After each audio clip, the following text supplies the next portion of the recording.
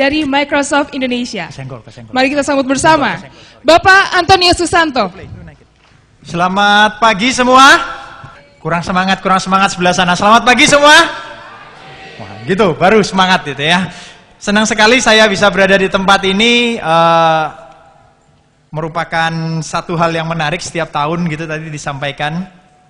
Kita berbicara tentang bagaimana sih kondisi IT sekarang, bagaimana kondisi IT juga ke depan. Topik hari ini saya akan membicarakan tentang digital work, digital life. Tapi sebelumnya mari kita sama-sama lihat video ini. Today, people are more connected than ever before. Through social networks, through the cloud, through mobile devices. The world has become a giant network. And every second, people are sharing, learning, and making decisions on the go. They're all part of one hyper-connected world. These are your customers. They expect faster responses, personalized service, better experiences. As a business, you have to always be listening to your customers. Anticipate trends, take action, and adapt quickly no matter what comes your way, so you can always stay one step ahead. Suddenly, you're plugged into everything that matters to your business. You're social and collaborating in new ways, exchanging ideas with people across the globe. You're always listening to your employees, customers, and partners. You spot new opportunities to adapt quickly and make change happen. You share documents and information in real time and make decisions faster than ever. When you're working together as one connected network, you can grow your business. You understand your customers, you build better products, and you deliver the best experiences. This is the power of a network. Now's the time to start working like one. Kita akan melihat bahwa teknologi tren itu kita sedang terjadi, ya. Kita cukup banyak kalau kita melihat IDC menyampaikan level yang pertama dulu kita akan berbicara soal mainframe, yang kedua soal client server, yang ketiga kita bicara ini yang terjadi sekarang. Bagaimana tadi kita lihat dari video satu, saya kalau ngelihat tadi ya, minta barang yang ini, saya pikir saya juga sering melakukan gitu, ke toko tunjukin, punya barang ini enggak gitu ya, di handphone tunjukin, punya barang ini enggak gitu kan, kita sendiri juga melakukan gitu kan. Cuman yang menjadi menarik, kalau kita berbicara soal teknologi yang sedang terjadi ini berarti ada beberapa hal, kalau kita perhatikan, kalau kita mulai mengaca diri sendiri begitu ya. Pertama bahwa dengan barang yang sama saya melakukan hal baik untuk kehidupan pribadi saya maupun untuk pekerjaan saya. Baru ngobrol handphone gitu ya. Yang lebih menarik lagi, kita sebagai orang juga sebenarnya yang paling penting apa sih sebenarnya? Lepasin dulu semua teknologinya. Satu yang paling penting, waktu kita. Bener kan? Nah, kalau kita ngobrol waktu kita berarti kita perlu kalender. Apakah kita sekarang kepingin sharing waktu kita buat bekerja dengan keluarga, kita harus tata waktunya sama kok. Ya, waktunya sama gitu. Jadi kalau kita melihat teknologi tren ini, kita kemudian Microsoft melihatnya menjadi lebih secara spesifik gitu. Tren-tren yang ada, apakah itu cloud, apakah itu big data, apakah itu social juga sama. Kalau teman-teman pada main Facebook atau Path gitu ya, saya mungkin melakukan Path hal yang sama. Untuk pekerjaan saya foto, saya posting di Facebook juga hal yang sama, tapi di rumah pun saya juga punya foto keluarga, saya posting juga untuk hal yang sama gitu ya. Jadi sosial pun juga ada hal yang sama. Nah, dalam konteks inilah Microsoft Vision untuk ke depan itu adalah work and life experience. Kita akan lihat kata kuncinya sebenarnya di tengah gitu ya. Digital work and digital life experience. Bagaimana Microsoft melihatnya adalah yang penting itu adalah kita sebagai orang mendapatkan pengalaman baik dalam bekerja, baik dalam kehidupan sehari-hari, di mana pengalaman ini difasilitasi oleh IT. Sehingga kalau secara sistem teman-teman di Microsoft ataupun semua teman-teman yang di sini mungkin akan banyak mendengar Cloud OS. Apa sih Cloud OS? Jadi operating system yang akan sama. Apakah Anda akan lihat di Windows Server atau akan Anda lihat di Windows Azure, itu adalah hal yang sama. Kemudian kita juga akan melihat device OS maupun hardware, itu juga hal yang sama. Ya, ke depan nanti Anda akan lebih banyak melihat, oh, Windows 8 seperti begini. Saya buka handphone, oh ya seperti begini. Saya buka tablet seperti ini. Ya. Bahkan ke depan kita akan melihat lebih banyak hardware juga, ya. Mungkin bagi yang belum tahu, per Maret kemarin Microsoft sudah memprovide free operating system untuk layar 9 inch ke bawah. Jadi dalam waktu dekat kita akan lebih banyak melihat Windows device berupa tablet maupun smartphone dengan big screen, ya, itu akan muncul. Kita akan melihat jadi visionnya dulu adalah PC on every desk, every home. Kita ngelihat 30 Bill Gates memulai sekitar tahun 75 juga, Pak. Bill Gates memulai, Microsoft dimulai tahun 75 juga, sama seperti Metrodata. Gitu ya. Bill Gates memulai dengan visi PC di setiap meja, di setiap rumah. Saat Bill Gates mau bilang, saya punya visi ada komputer di setiap rumah, di setiap meja. Waktu zaman itu diketawain. Buat apa PC di setiap meja? Orang PC itu besarnya satu ruangan gitu kan? Yang namanya computing power itu sifatnya adalah mainframe, taruhnya dalam satu ruangan seperti gudang gitu. Buat apa ada barang segitu besar ditaruh di meja atau di dalam rumah? Nggak masuk akal visi itu gitu kan? Tapi visi Microsoft, inilah visinya sekarang, bahwa at the end of the day kita akan mengalami digital work, digital life untuk semua orang.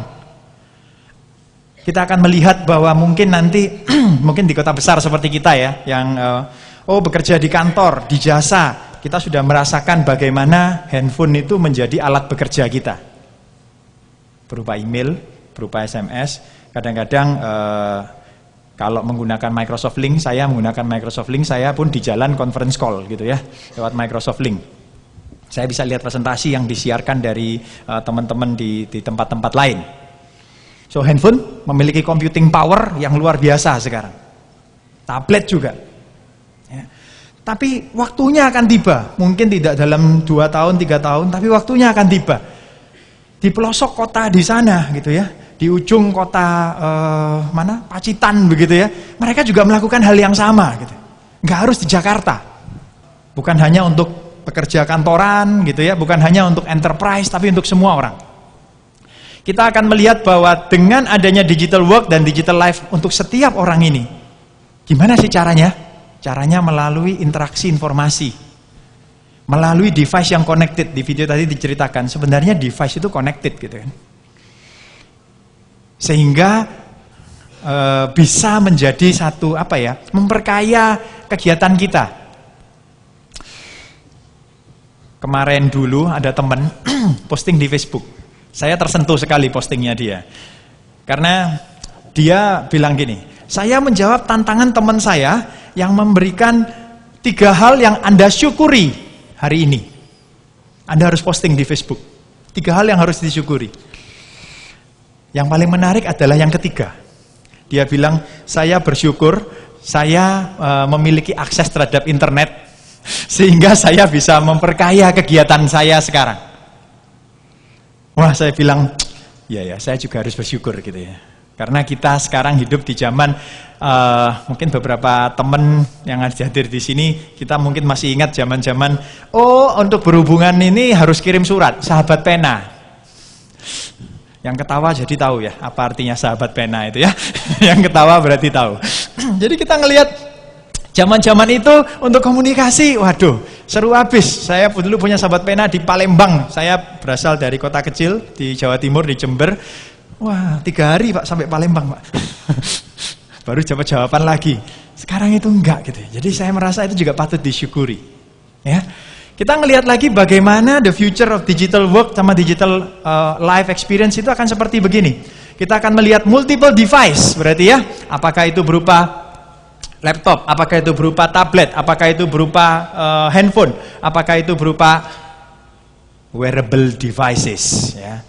Saya lihat ada beberapa teman yang sudah mulai pakai ini, wearable devices. Ya. Mungkin Anda juga sudah mulai ngamati, tapi waktunya akan tiba. Mulai ngelihat all-in-one PC. Ya. Jadi kalau nyebut nanti operating system Microsoft, itu akan ada di semua device-device ini. Ya. Wearable device pakai Microsoft bisa nggak? Oh bisa, no worries. Ya. Microsoft juga sudah memiliki namanya Pixel View. Jadi layar besarnya 82 inch, touchscreen, high resolution. Anda bisa lihat Pixel View 82 inch. Jadi semuanya ini nanti kita akan bicara soal informasi tentang saya, kegiatan saya. Jadi di bagian atas kita lihat di situ ya, activity saya ataupun kegiatan saya pribadi maupun yang di bagian bawah, organisasi saya. Ini sebenarnya adalah satu kesatuan. Kalau kita bicara satu kesatuan berarti, foto-foto saya gimana? Pesan-pesan saya, kontak saya, event. Saya tadi ceritakan, kita cuma punya kalender cuma satu. Karena waktu kita cuma satu. Ya kan? Nggak bisa dibagi, ini waktu buat bekerja, ini waktu buat ini. Coba tangannya semua naik ke atas. Acung dulu tangannya naik ke atas. Oke, semuanya naik ke atas. Siapa yang tangannya turun bagi mereka yang memeriksa email di handphonenya, turun tangannya. Yang memeriksa email di handphonenya, turun tangannya. Oke, saya lihat hanya sekitar 5% berarti ya. Terima kasih, boleh turun. Hanya sekitar 5% yang tidak memeriksa email di handphonenya. Padahal email itu kita tahu sebenarnya banyak urusannya soal pekerjaan. Ya, jadi kita sudah mengalami sendiri ini. Ini transisi sudah. Bagaimana kita melihat, antara kehidupan kita soal ini itu benar-benar menjadi satu. Kita juga melihat meeting, dokumen, apapun lah, financial plan. Financial plan yang sifatnya personal juga. Rencana budgeting bulanan atau apa, sampai termasuk financial plan untuk perusahaan. Ya. Kita juga akan melihat produk-produknya akan seperti apa jadi. Ada yang di on premise di sebelah kiri, ada juga yang on cloud. Jadi ini produk-produk Microsoft. Ya, kita bicara soal social mobility dan productivity. Di situ ada Office 365, CRM online, ada big data, itu ada Azure, ada SQL. Jadi yang sebelah kiri ada on premise, di sebelah kanan ada yang on cloud. Microsoft satu-satunya yang bisa menyediakan ini. Menyediakan, Anda perlu on premise, fine, kita ada solusinya di sebelah kiri. Enggak, kita juga perlu yang on cloud. Oke, di sebelah kanan produknya. Kita kepingin hybrid. Wah, hybrid itu apa, Pak? Hybrid itu ini. Bayangkan misalnya, ada teman-teman dari industri-industri tertentu yang mereka memiliki regulasi. Regulasinya adalah data hanya boleh disimpan di data center sendiri, private, gitu ya. Kalau begitu, apa yang saya bisa manfaatkan dari cloud, Pak? Anda bisa memanfaatkan teknologi Microsoft yang namanya hybrid. Beberapa data, kita tahu data itu kebanyakan 20%, 15-20% itu adalah structured data. Data nama pelanggan, keuangan, transaksi pembelian. Tetapi 80%-nya itu unstructured. Kita bicara data misalnya, Pak, saya punya data CCTV, Pak. Oke. Saya punya data sifatnya adalah activity sales visiting kemana saja. Unstructured, gitu kan? Semua data-data ini sebenarnya bisa dinaikin ke cloud. Kenapa tidak? Ya kan? Data yang sifatnya structured, silakan ditaruh di private data center sendiri. Unstructured kita bisa naikin ke cloud, kita bisa manfaatkan. Ada beberapa bank besar di Indonesia, top 5, yang sudah mereview dan melakukan teknologi ini. Mereka melihat bahwa nggak akan mungkin kita akan berpacu dengan pengembangan bisnis, terus harus merencanakan, memaintain sistem IT yang buat apa untuk data-data unstructured ini. Kalau kita bisa memanfaatkan teknologi cloud, itu akan jauh lebih baik. So, hybrid itu akan bisa sangat membantu sekali. Itu mungkin yang saya ingin sampaikan. Kalau kita berbicara soal Microsoft, poin saya adalah satu, visi Microsoft ke depan, ya, digital work, digital life experience. Itu adalah satu. Yang kedua, kalau kita berbicara Microsoft, kita akan berbicara produk baik yang sifatnya itu tersedia di data center kita, on-premise kita, maupun kita juga memiliki yang tersedia di cloud. Ya, dan memungkinkan untuk melakukan hybrid. Itu presentasi dari saya yang paling penting dari ini. Saya kepingin menunjukkan contoh-contohnya seperti apa. Kita melihat, ya. Pertama, Office. Ya, jadi dari dua tadi yang saya cerita, bagaimana Office sekarang tersedia baik di PC, di handphone, di tablet. Ya, bagi teman-teman yang baru tahu, segera Anda masuk ke, kalau main Android, ke Play Store, kalau pakai iPhone ke Apple Store, Anda akan cari Office 365, Anda bisa download. Gratis. Waktu mau pakainya ditanyain username sama password tapi.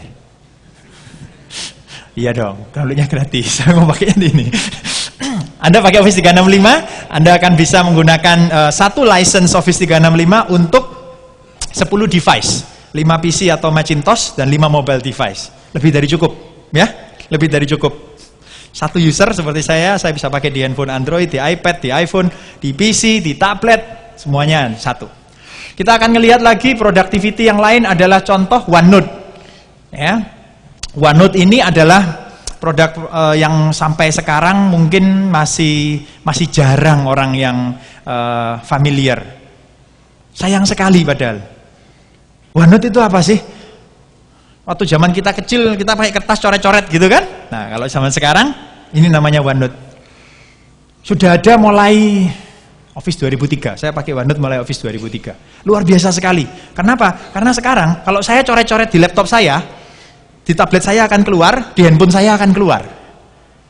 Ya. Jadi luar biasa sekali OneNote ini.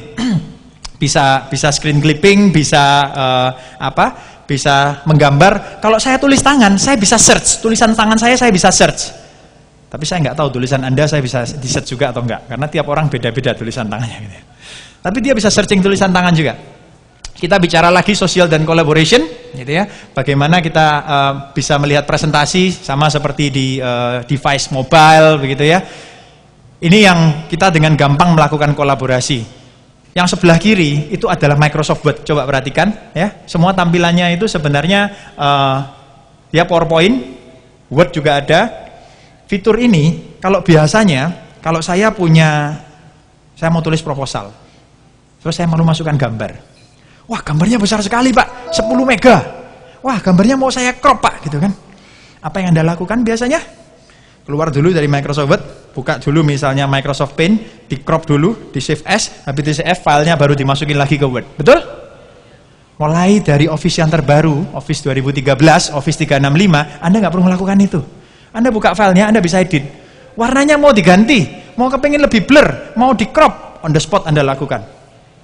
Apakah Anda nyimpen lagi nge-save satu file? Enggak. Ya?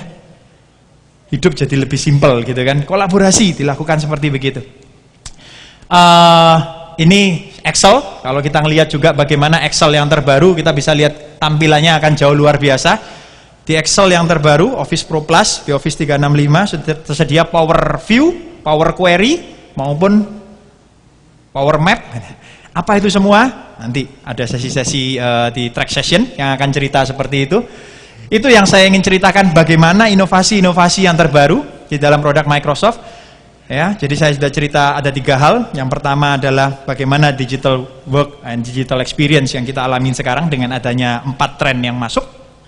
Kita juga cerita hal yang kedua, bagaimana soal, Microsoft bisa punya solusi untuk on-premise maupun hybrid maupun on-cloud. Dan yang ketiga, bagaimana inovasi-inovasi terbaru yang ada di produk-produk terbaru Microsoft. Terima kasih.